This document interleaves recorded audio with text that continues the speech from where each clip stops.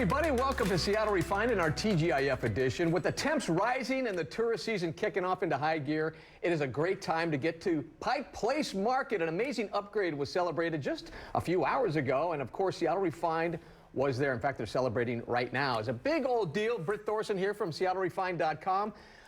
Have you been down there and seen this place, Pike Place? Not since the new remodel. So just to catch everyone else up, this remodel has been in the making for about, gosh, 40 years now. A long time. It was a $74 million project, and I'm telling you, I usually only get down to the market when I have out-of-towners in town. It's kind of a tourist thing, but I'm actually going to walk down there later today to see. You have 30,000 square feet more of public space, 47 more booths for vendors and crafters, low-income senior houses, and here's the big one, at least for me, 300 underground parking spaces. There's parking at the market now, you guys. This is huge. But you know what, Britt? I go down there a lot, and I've been here for 25 years.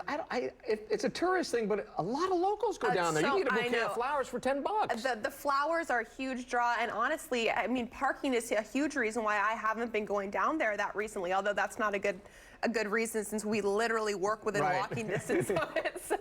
But anyway, this is really cool. This is something that Seattle's very proud of. We're proud of the market before, we're proud of it now. So it's beautiful. Yeah, and you know what, just last night, Refined Reads, we discussed our June book, Anything is Possible. It was a great group of people at University Bookstore in Mill Creek, and we'll have the complete discussion right here on Refined on July 11th.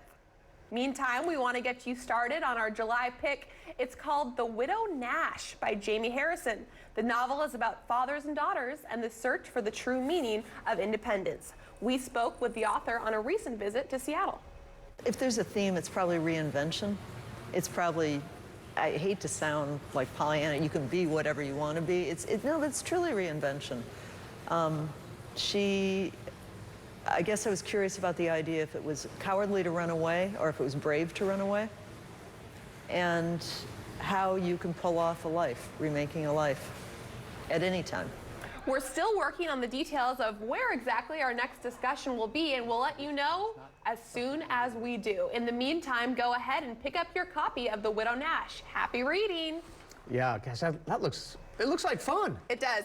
And the book club has just been getting cooler and cooler every month. The picks are outstanding, and I've heard great things about this month. So. All right. You need to tell me about this awards thing we have going on, the So Northwest Awards, which I love. Yeah, so if you've been watching this week, we've been announcing different categories for our So Northwest Awards every single day this week, and this is all about you guys, the readers, the viewers. We want to know from you where you think the best stuff in this city is. And today's category, you're going to laugh at this, it's the best place to find a summer fling. Summer fling. Hey, and maybe this is something I'm going to pay a special attention to this category. I don't need to pay attention. You don't need to pay attention. I'm single, so I'm going to be watching those votes coming in and maybe get some tips. But I don't know, is it the beach? Is it a bar? Is it a walk around Green Lake? Is it a dog park? It's Pike Place Market. Is it the new Pike Place Market? We want to know from you guys. Tell us, tweet us, Instagram us. Heck, you can call us. Send a passenger pigeon. Whatever you want to do, we want to know from you. You can just, literally, anyway, we'll take any votes anyway. So let us know, guys. All right, thank you so much, Britt. It is a busy weekend. Well, as much as we love Seattle, one of our favorite things to do is to explore other places around the Northwest. If you haven't visited our sponsor, Silverwood Theme Park, before, then you are missing out. It's just north of Coeur d'Alene, Idaho, and it is the biggest theme park in the region. All week long, we've showed you the awesome rides and attractions, and today it's all about their fabulous food.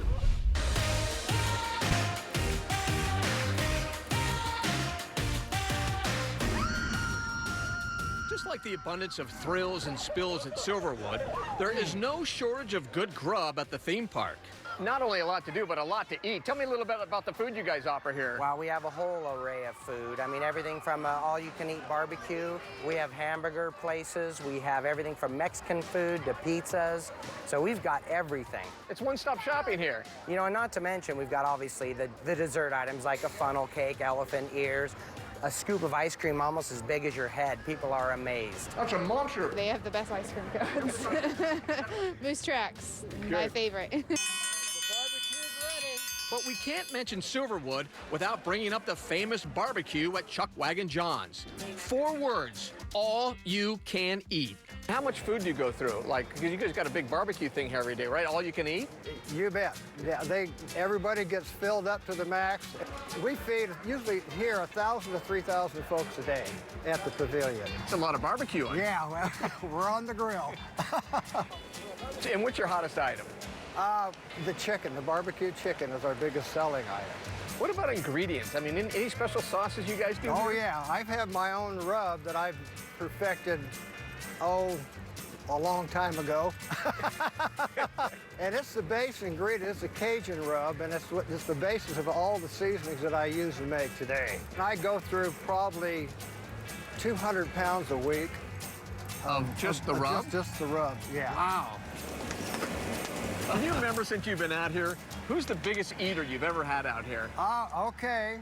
It was a gentleman from Samoa. He literally sat out in the pavilion and ate ribs. We were doing ribs for over 3 hours and didn't stop. How many ribs? I don't know. I went out and congratulated him. I said, you're our biggest rib eater we've ever had. Did you rub his belly a little bit?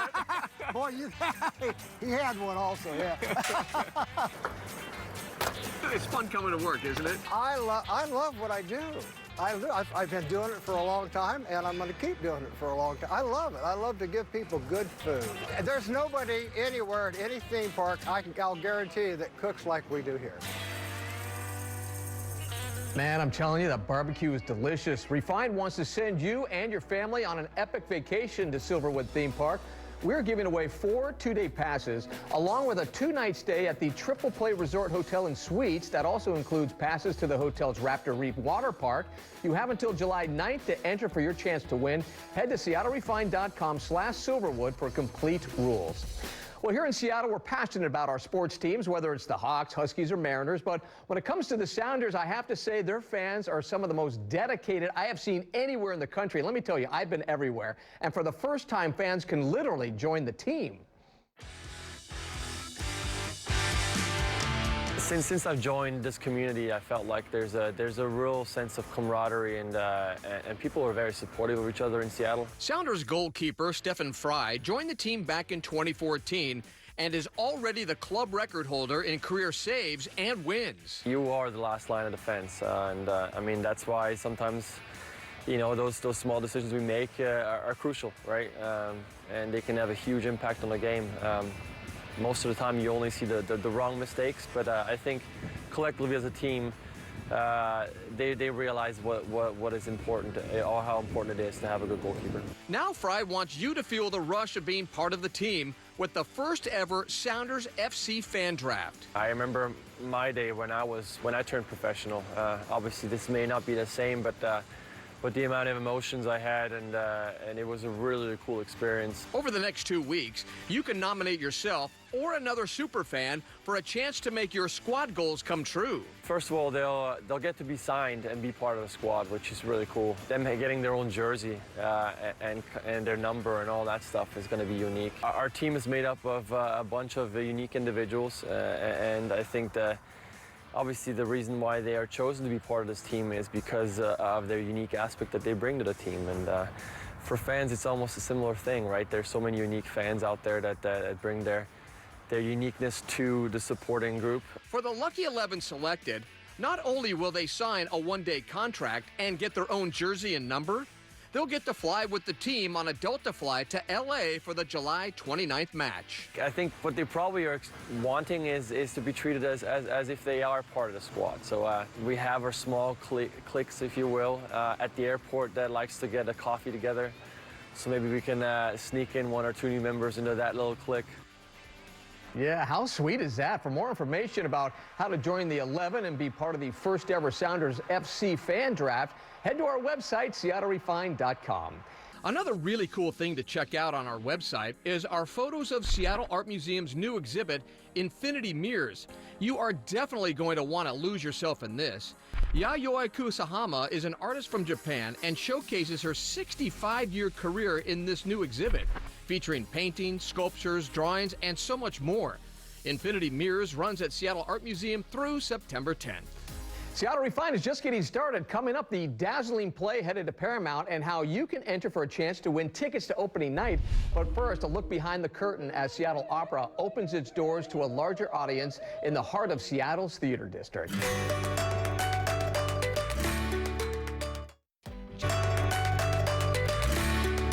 Welcome back to Seattle Refined. I'm GAARD Swanson. You know, it's no secret the team here on Refined loves everything on stage in the Emerald City, and our sponsor, Seattle Opera, is no exception. Right now, it's preparing for its production of Madame Butterfly, but in the meantime, there are big things happening backstage.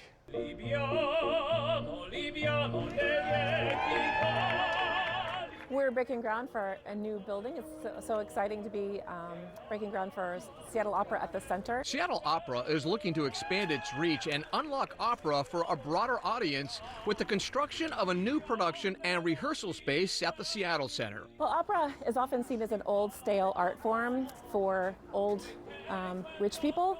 And at Seattle Opera, we really believe that opera is that everybody is entitled to tell their stories and to elevate them to music.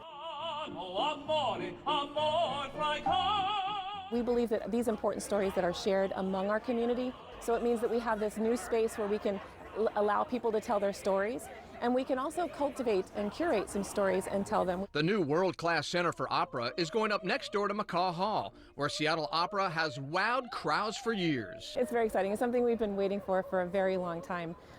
It's been very difficult to see the hunger for arts in the community and not be able to serve as much as we could. And with this new building, we're going to have the resources to do that. We're going to be able to invite people into the process of making opera. With our costume shop being visible from the street, people can wander through the garden and look in and see how these amazing costumes are made, and even probably see young people seeing themselves in a vocation that's far beyond the stage, but still very much tied to storytelling. We've been doing a lot in the community. Right now we serve around 70,000 people throughout the state of Washington, and a lot of kids, 35,000 kids throughout the state. But people don't really see that, and they don't see that we open our doors and we have people in often because we've not had a home base to do that. This is going to give us a location where we can open our doors, be visibly welcoming to the community. We just want to be the storytellers. We want to help people tell their stories, and we believe that this is something that all people should do, no matter if their race or their socioeconomic class, and we want to make opera available for everyone. Wow, that building looks beautiful. To learn more about Seattle Opera and what it has going on right now, check out our website, seattlerefined.com. There's more Refined coming your way, including a mouth-watering dessert perfect for this 4th of July. It's even good for all of you non-bakers out there. We're going to show you how it's done coming up next.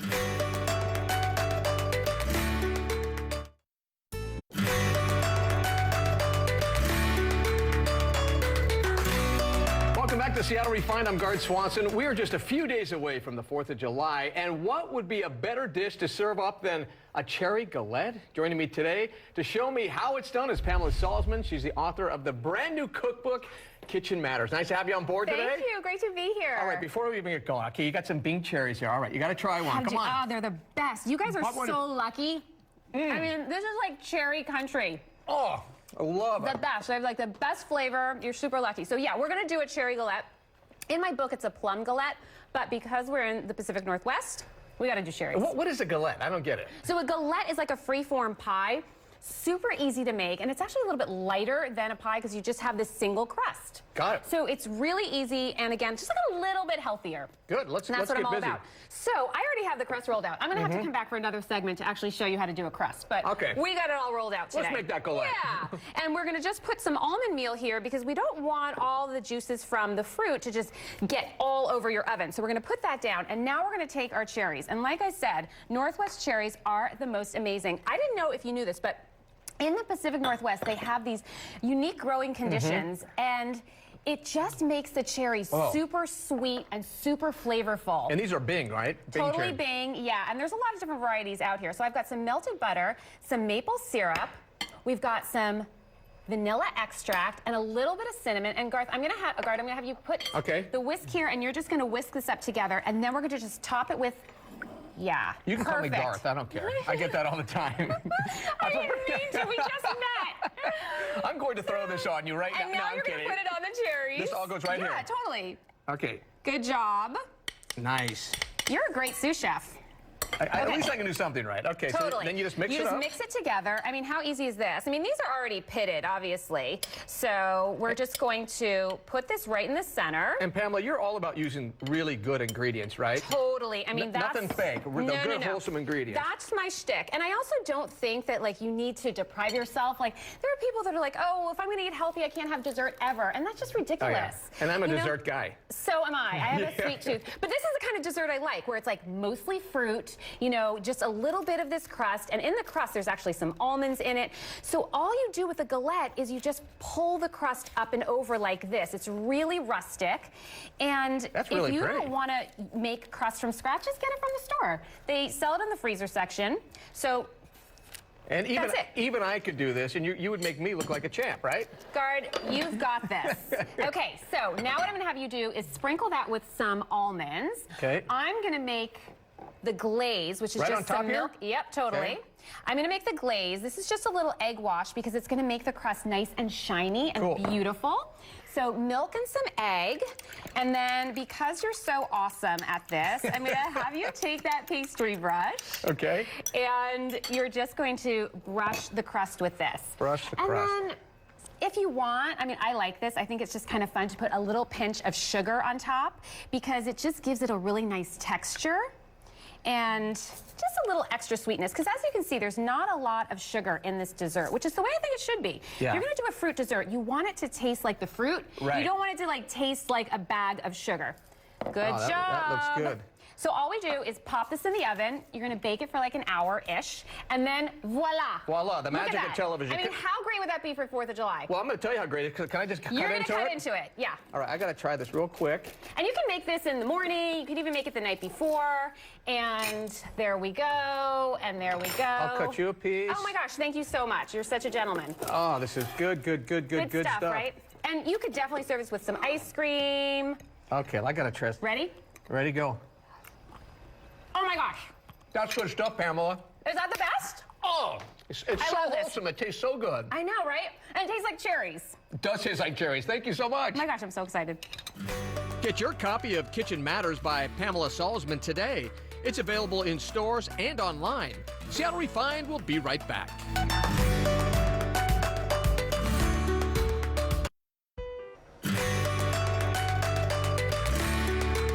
Welcome back to Refined. A fantastic new play is coming to town, and you can enter for a chance to win free tickets to opening night. The Tony Award-winning The Curious Incident of the Dog in the Nighttime opens at the Paramount Theater July 25th. Enter to win by going to seattlerefined.com/contests and take a fun personality quiz. We're not kidding. A winner will be drawn next Wednesday, July 5th. Well, we're just about finished with this episode of Seattle Refined. Now, as we end the show, here are some of our favorite moments at Silverwood Theme Park that include the entire Refined crew. Now, we do want to apologize in advance for all the bleeps you're about ready to hear. All right, have a good weekend, everybody, and a great holiday coming up. Let's do this! Let's go!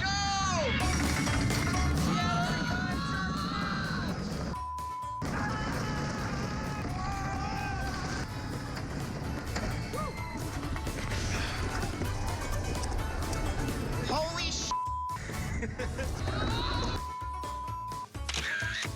Did you bring your sunscreen, dude? No. Why am I in this chair right now, Mark? That first... God, there's the horn.